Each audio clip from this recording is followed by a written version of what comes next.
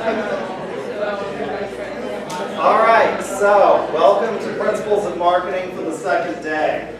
Again, we're recording this so that if you missed the lecture or if you want to go back over something, you can see it again. I have our graduate assistant who's here, so we're going to get you in the recording as well for parts of it that you answered. As a result of the fact that I was over in my old office, the Office of the Legal Counsel, I think I told you all that I used to be Associate General Counsel here, an equity officer for the university in the Office of Legal Counsel, and I'm currently Title IX Investigative Officer for that office in addition to my teaching responsibilities here. So I was over there and I was talking to the woman who took my job, the new Associate General Counsel, and I mentioned this project to her and I said, you know, I talked to Brad and I put a disclaimer on my syllabi, and she said, did you get a release from them? And I said, no, I didn't get a release from them.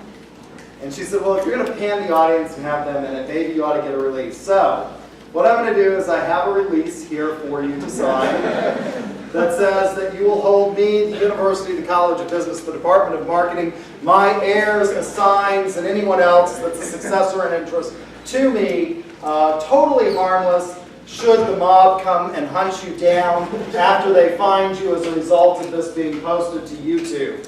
So I'm going to pass that out, and if you would mind signing it and you know, saying that this was of your own free will and volition, that would be much appreciated. If you have a problem signing the release because you want to go talk to your lawyer first or whatever, please come see me, and I'll try to make sure that you're not in the frame, at least for today, for the part of the class that we're going to answer today. So I'm going to turn the camera off for just a second, and I will. All right. So while he's handing out the rest of those, I'm going to talk to you about the first two questions that I'm going to ask you for today's critical thinking challenge in marketing. All right? And if you'll look, for those of you who actually managed to come for the first day of class on Tuesday, you should already have your bonus points from that class session posted to the D2L website. If I got it wrong and you were here and you want to argue with me, you can come up after class and I'll be happy to make sure you get those points. But I want to get to today's two questions. The first of these questions is we're going to look at an overview beginning with marketing. Is marketing an art or a science? And then I want you to justify that answer with substantive examples. In other words, how is it an art or science? The second part of this question is everything on a college campus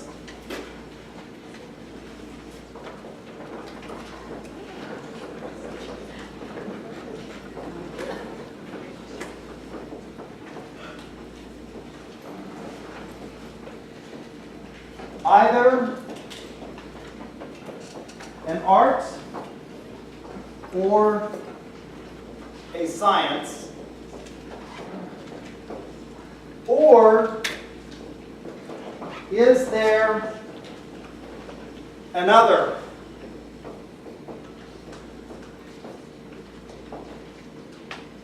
category out there? Is there something besides arts and sciences that you can think of? So those are the first two preliminary questions. These are not terribly difficult in terms of their critical thinking questions. So I'm going to give you just about 5 minutes to get in your groups and answer those. Write something down, and we'll look at your answers.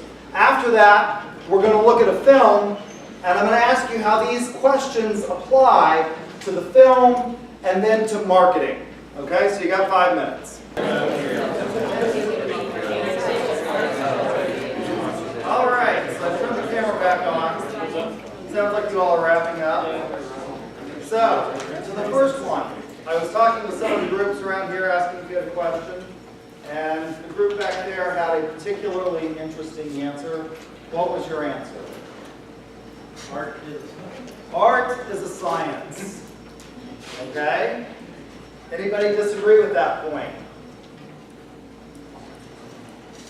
I don't know, could they elaborate maybe and say why it is a science? Okay? Why do you think art is a science? Because even if you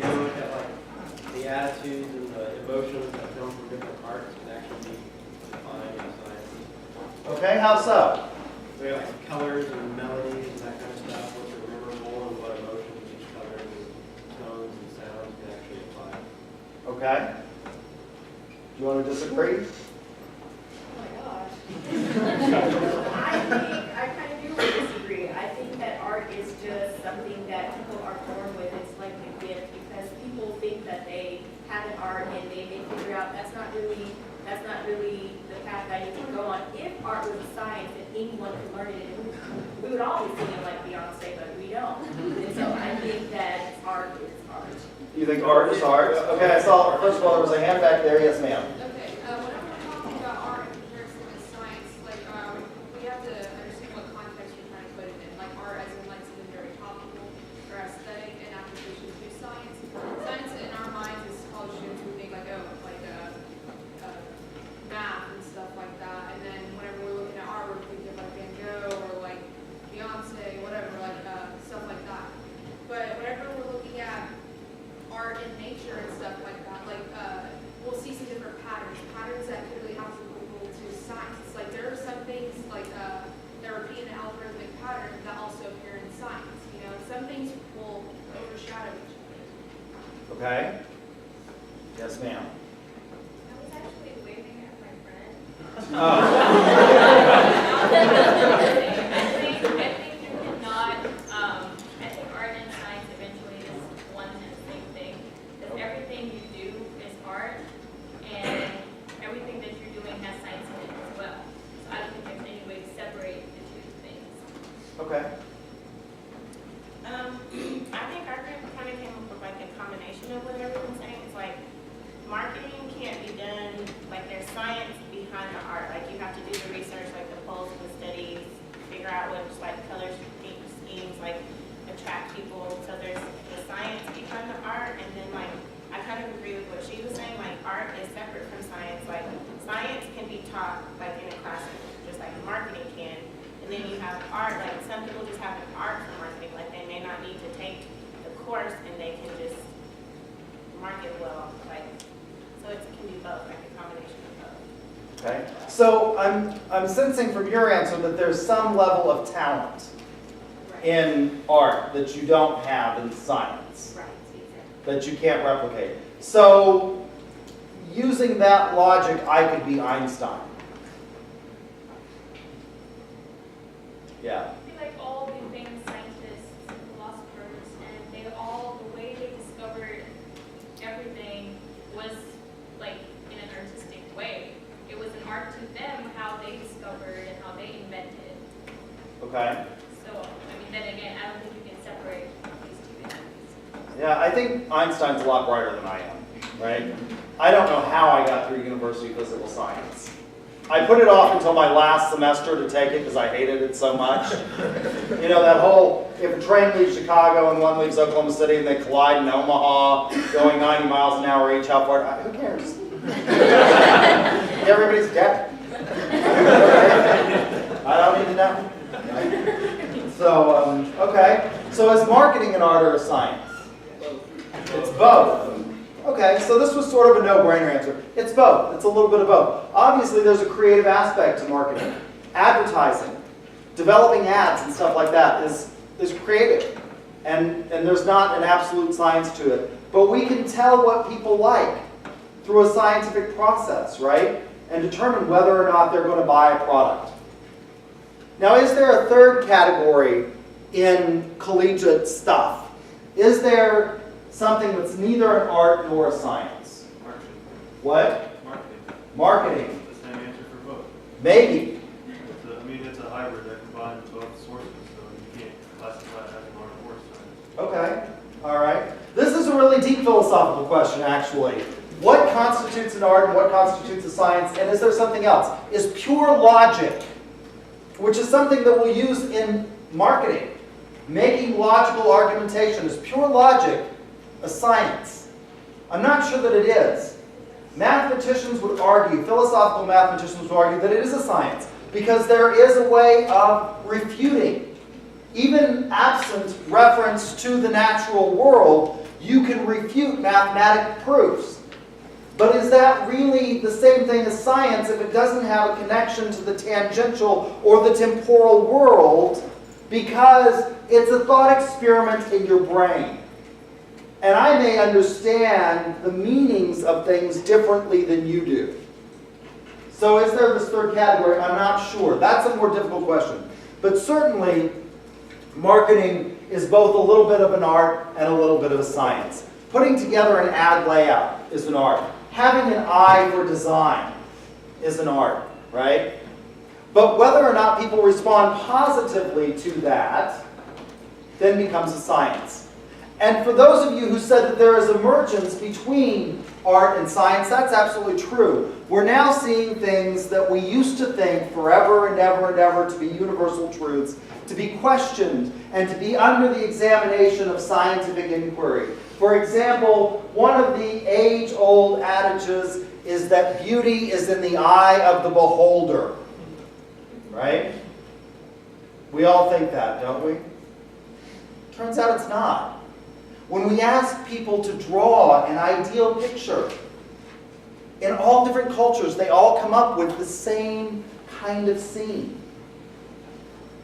It's a pastoral scene with water and flora and fauna, and it's sort of arranged in this proportionality. If we take children, small babies that are absolutely honest, right? And we sit there and we show them cards, or we flash pictures in front of them. They'll look at what is considered a classically beautiful face much longer than what is a disproportionate face. They will look at that Denzel Washington, absolute symmetry, for minutes. You show the kid a picture of Lyle Lovett and they start wailing, screaming at the top of their lungs, right? So now what we're going to do, I'm going to move the boards out of the way. We're going to, if you want to just move the camera for just a bit, we're going to watch a brief video presentation. And I want to see how this can apply, what lessons we can take from this for marketing as an art and a science. So this is a TED Talk, which stands for Technology, Education, and Development. And we'll get the computers to come back on. I'll flip the screen. And I want you to think about how this can apply to marketing.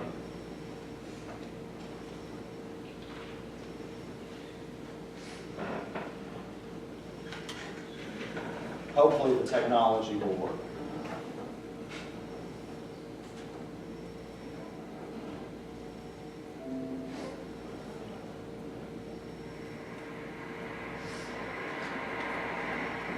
So that's kind of an obvious statement up there. I started with that sentence about 12 years ago, and I started in the context of developing countries. But you're sitting here from every corner of the world.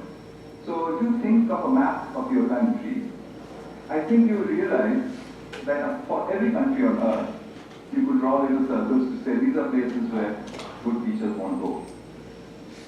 On top of that, those are the places from where trouble comes. So we have an ironic problem.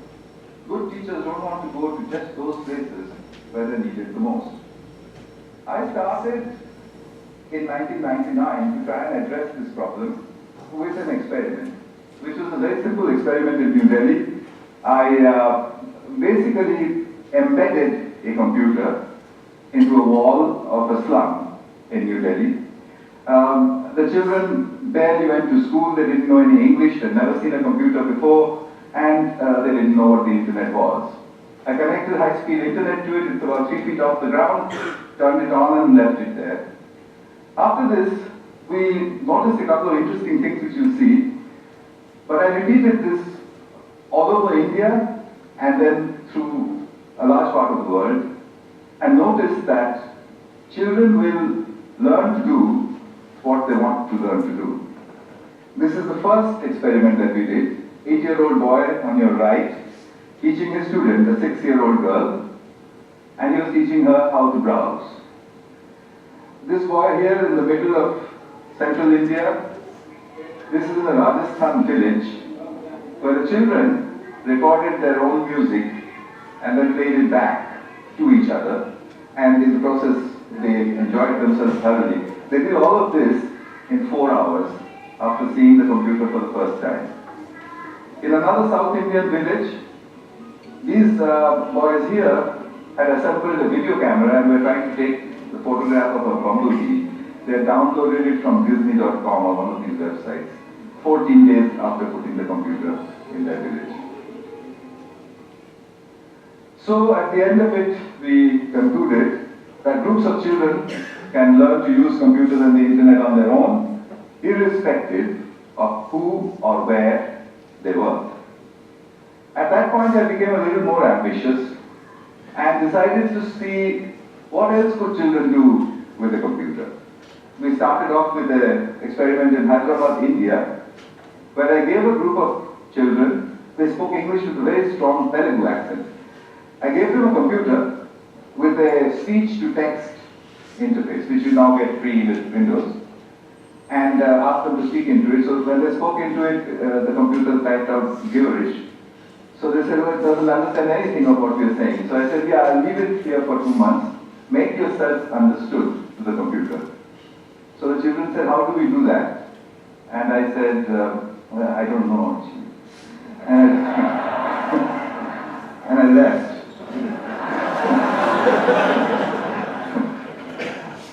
2 months later, and this is now documented in the Information Technology for International Development Journal, their accents had changed and were remarkably close to the neutral British accent in which I had trained the speech-to-text synthesizer. In other words, they were all speaking like James Stookie. So they could do that on their own. After that, I started to experiment with various other things that they might learn to do on their own. I got an interesting phone call once from Colombo, from the late Arthur C. Clarke, who said, I want to see what's going on. And he couldn't travel, so I went over there. He said 2 interesting things. A teacher that can be replaced by a machine should be. The second thing he said was that if children have interest, then education happens. And I was doing that in the field, so every time I would watch it and think of it. Possible, and they can definitely help people because children very quickly learn to navigate the web and find things which interest them. And when you've got interest, then you have education. I took the experiment to South Africa. This is a 15-year-old boy. This is when I play games like animals, and I listen to music. And I asked him, do you send emails? And he said yes, and they hop across the ocean. This is in Cambodia, rural Cambodia. A very silly arithmetic game, which no child could play inside the classroom or at home. They would, throw it back at you. They say, this is very boring. If you leave it on the pavement, and if all the adults go away, then they will show off with each other about what they can do. Which is what these children are doing. They're trying to multiply it. And all over India, at the end of about 2 years, children are beginning to Google their homework.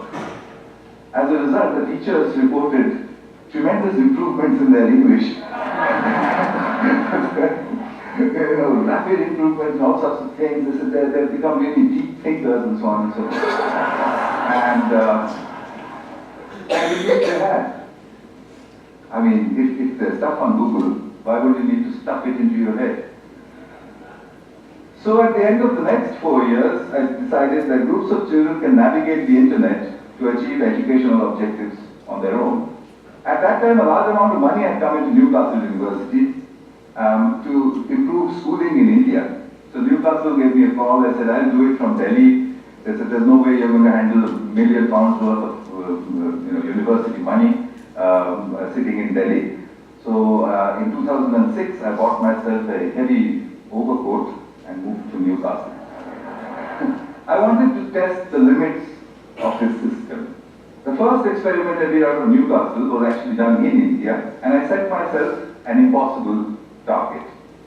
Can Tamil-speaking 12-year-old children in a South Indian village teach themselves biotechnology in English on their own. And I thought I'll test them, they'll get a 0. I'll give them material, I'll come back and test them, they'll get another 0. I'll go back and say, yes, we need teachers for certain things. I called in 26 children, they all came in there, told them that there's some really difficult stuff on this computer. I wouldn't be surprised if you didn't understand anything.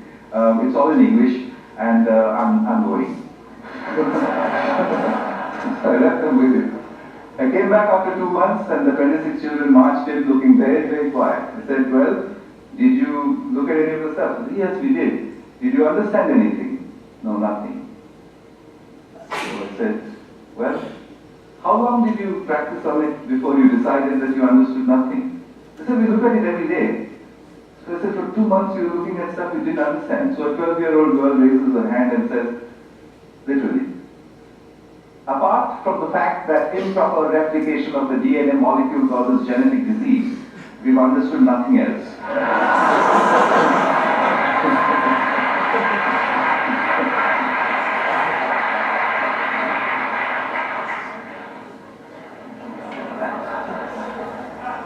Took me 3 years to publish that. It's just been published in the British Journal of Education and Technology.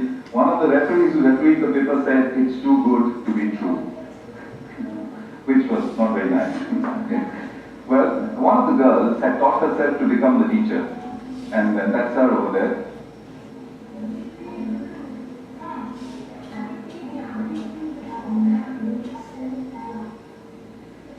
Remember, they don't study English.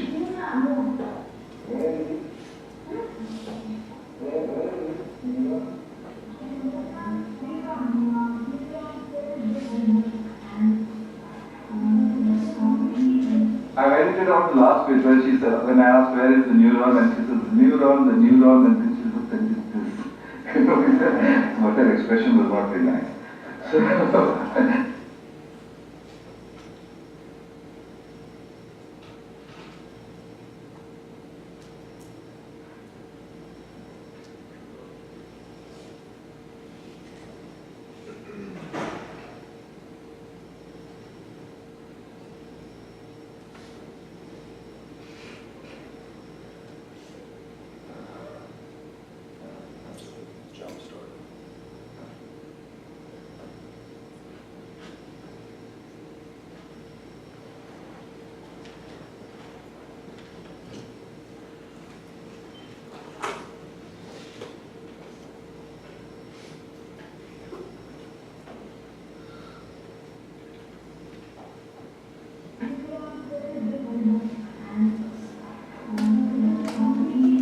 I edited out the last bit where she said, when I asked where is the neuron, and she said, the neuron, and then she looked and did this. But her expression was not very nice. So their scores had gone up from 0 to 30%, which is an educational impossibility under the circumstances. But 30% is not a pass. So I found that they had a friend, a local accountant, a young girl, and they played football with her. I asked that girl, would you teach them enough biotechnology to pass? And she said, how would I do that? I don't know the subject. I said, no, use the method of the grandmother. She said, what's that? I said, well, what you've got to do is stand behind them and admire them all the time. Just say to them, that's cool, that's fantastic, what is that? Can you do that again? Can you show me some more? She did that for 2 months. The scores went up to 50, which is what the posh schools of New Delhi with a trained biotechnology teacher were getting. So I came back to Newcastle with these results and decided that there was something happening here that definitely was getting very serious. So having experimented in all sorts of remote places, I came to the most remote place that I could think of. I crossed the River Tyne, 5,000 miles from Delhi. It is the little town of Gateshead. In Gateshead, I took 32 children and I started to fine-tune the method. I made them into groups of 4. I said, you make your own groups of 4. Each group of 4 can use 1 computer and not 4 computers. Remember, from the hole to wall. You can exchange groups, you can walk across to another group if you don't like your group, etc. You can go to another group, peer over their shoulders, see what they're doing, come back to your own group and claim it as your own work. And I explained to them that, a lot of scientific research is done using that method.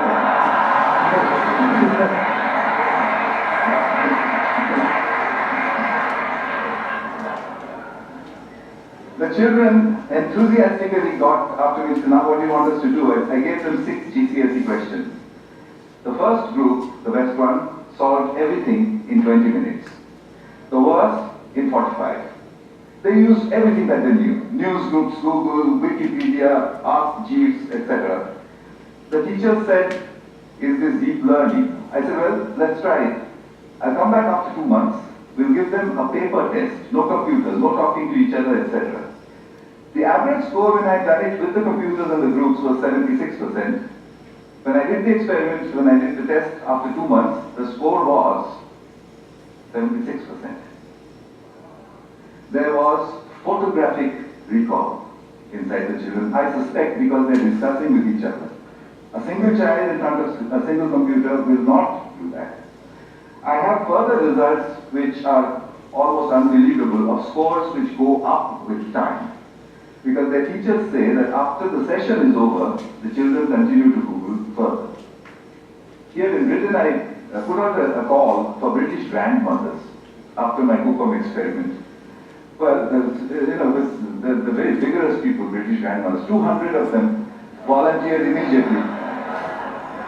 The deal was that they would give me 1 hour of broadband time sitting at their homes 1 day in a week. So they did that, and over the last 2 years, over 600 hours of instruction has happened over Skype, using what my students call the Granny Cloud. Granny Cloud sits over there, I can beam them to whichever school I want to.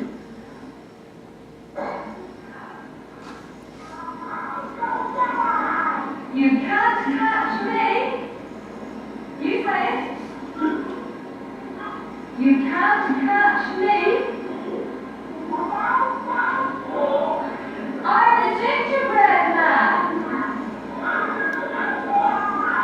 Well done. Very good, something said. How about I'll stay supreme? Back in Gates said, a 10-year-old girl gets into the heart of Hinduism in 15 minutes. Stuff which I don't know anything about. 2 children watch a TED Talk. They wanted to be footballers before. After watching 8 TED Talks, he wants to become Leonardo da Vinci.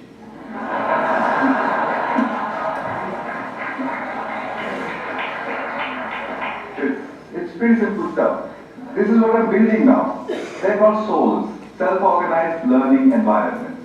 The furniture is designed so that children can sit in front of big, powerful screens, big broadband connections, but in groups. If they want, they can call the Granny Cloud. This is the soul in Newcastle. The mediator is from Pune, India. So how far can we go? One last little bit and I'll stop. I went to Turin in May. I sent all the teachers away from a group of 10-year-old students. I speak only English, they speak only Italian. So we had no way to communicate. I started writing English questions on the blackboard. The children looked at it and said, what? I said, well, do it. They typed it into Google, translated it into Italian, went back into Italian Google. 15 minutes later,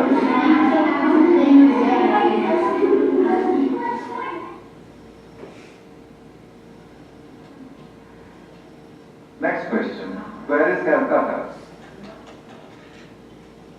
This one they took only 10 minutes.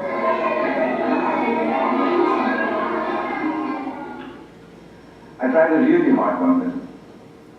Who was Pythagoras and what did he do? There was silence for a while. Then they said, you spelled it wrong. It's Pythagora. And then, in 20 minutes, the right angle triangles began to appear on the screen. It just sent shivers up my spine. These are 10-year-olds.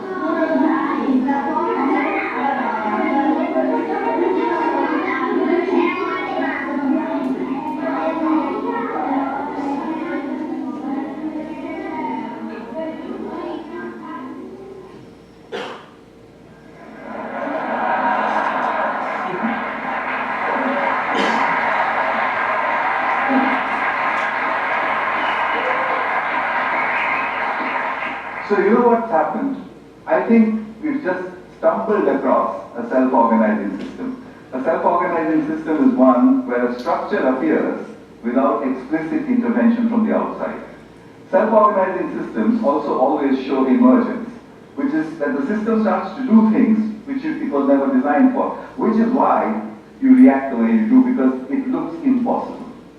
I think I can make a guess now. Education is a self-organizing system where learning is an emergent phenomenon. It will take a few years to prove it experimentally, but I'm going to try.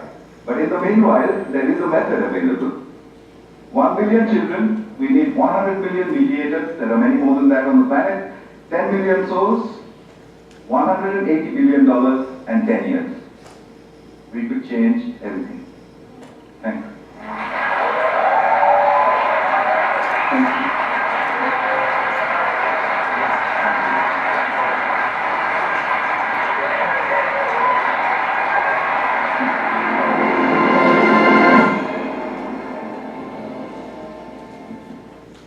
All right, now for the more difficult marketing challenge, critical thinking challenge today. What can marketers learn from this? From the children in the hole in the wall experiment. About the combination of art and science. You have 10 minutes. Go. Into a term that marketing scholars call value co-creation. Right? Now, I told you last time that you walked in the door and you didn't know anything about some of the subjects that you had at a college campus. You probably didn't know anything about trigonometry before you took it, but you walked into this classroom and you did know something about marketing because you'd been marketed to from the first day that you were born until the minute that you die. We will market to you. And then we'll market to you after you're dead. Right? We'll continue to market to you after you're dead. But you've never probably heard the term, except for maybe a few of you, of value co-creation. But you knew what it is. And it's this idea of the hole in the wall. That if you get people interested, they'll help themselves help you. As marketers, we can no longer just provide products out there and shoddily made products. We have to engage in a value co-creation process with our consumer. Make them a part of the team, right? And this is the combination and the intersection of the art and the science. We can study the consumer from a scientific perspective, but it takes an art to ask them the right questions. What is it that interests you? What is it that you want? Think about Google Glass. How many of you want Google Glass? That's the ultimate in value co-creation, isn't it? It allows you to take this tool and do what with it? Why do you want a Google Glass? So I can Google stuff with just walking? So you can Google stuff while you're just walking, Yeah. see stuff, take a picture. If you want things, take a video. I actually saw a guy with Google Glasses on about a month ago, and I wanted to tackle him and steal them. Right? All right. Very good. Well, let's talk a little bit about the domain of marketing then. If you want, that's all up for the critical thinking today. So let's talk a little bit about the domain of marketing. If we say that marketing is a science, we're going to have to define what that science is, right? We're going to have to come up with what is the area of science. And so I want you to think about this. What is the first thing that we do when we decide something's a science? Well, we start coming up with definitions. And this is the really boring part. But this is where you're going to think critically about things again. So the first definition of marketing came from the American Marketing Teachers Association in 1935. And that was the predecessor to what we call the American Marketing Association.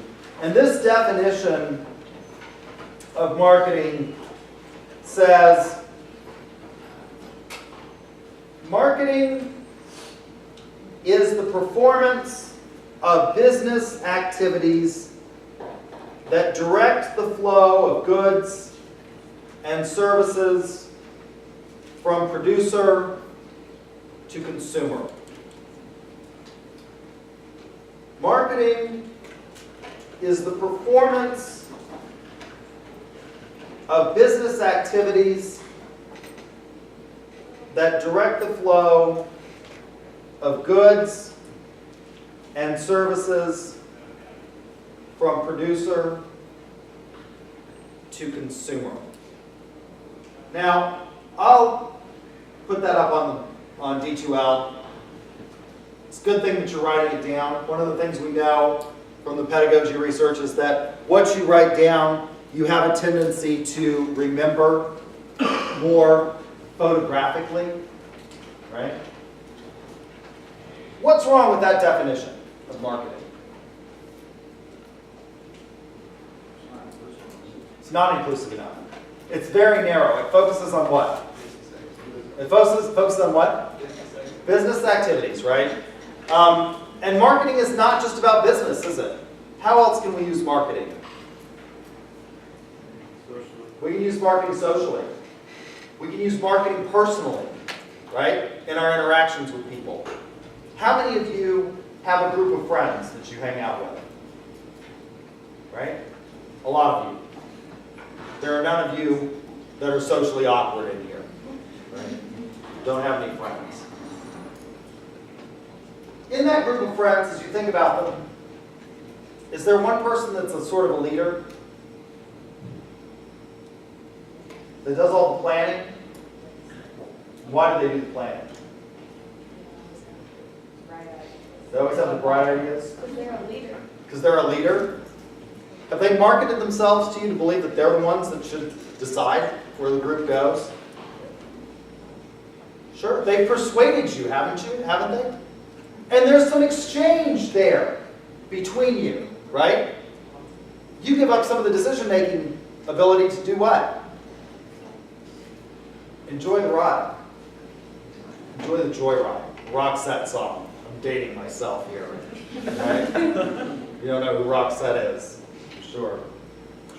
The definition changed in the mid-1980s and said, marketing is the process of planning and executing the conception, pricing, promotion, and distribution of ideas, goods, and services to create exchanges that satisfy individuals and organizational objectives. Now this is getting broader. Now we're saying it's individuals, it's organizations, goods and services, ideas is included in that. So we're getting broader in our definition of things, right? The new definition, as released in your text, says marketing is an organizational function and set of processes for creating, communicating, and delivering value to customers and for managing customers' relationships in ways that benefit the organization, stakeholders, and society as a whole. Now, I think this is a more inclusive definition, but I would add one thing to it, and this is a test question. Isn't that nice of me? I tell you things are test questions. Generally, when I say things are test questions, you should write them down. I said that last semester. I had a girl that sat right in the middle of the class. I said, you should write it down. And I looked at her, and she put her pen down, folded her arms, rolled her eyes, and sighed. And I said, you know, it's unimportant whether or not you like me. What's important is that I like you. From a grade standpoint. So, what do I think should be added to this? I think that we should add to that marketing is, as I said at the beginning, the first day, a pervasive social activity. It is a pervasive social activity. We do it constantly.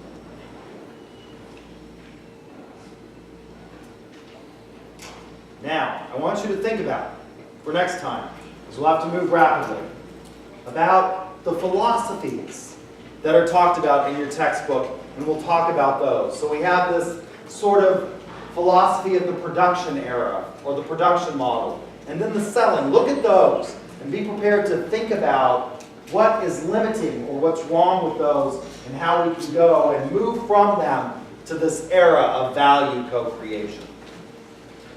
I'm letting you go a few minutes early so that you can think about that. Also, this will give you an opportunity to get back to your groups, really start exchanging phone numbers. I will give you from time to time in this classroom to work in your groups. And the reason I'm going to do that is because I know that the project is a major project, and a lot of you have things. The minute you leave these doors, you go elsewhere, you have jobs and lives. Yes, ma'am, you have a question. What? Yes, turn in your papers that you did for your groups today. And I didn't pass the roll sheet, did I? I forgot. No. Thank you. And I need your other forms that I gave you.